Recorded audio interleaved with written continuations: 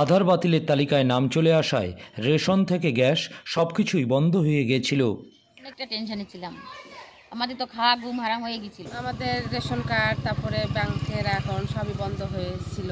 দিশেহারা হয়ে গিয়েছিলেন উত্তর ২৪ পরগনার বনগাঁ পৌরসভার ১১ নম্বর ওয়ার্ডের মানুষজন।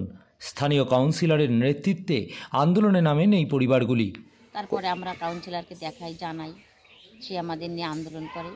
আমাদের কাউন্সিলর আমাদের সাথে লড়াই করে সে আধার কার্ড আমাদের ঠিক করে দিয়েছে।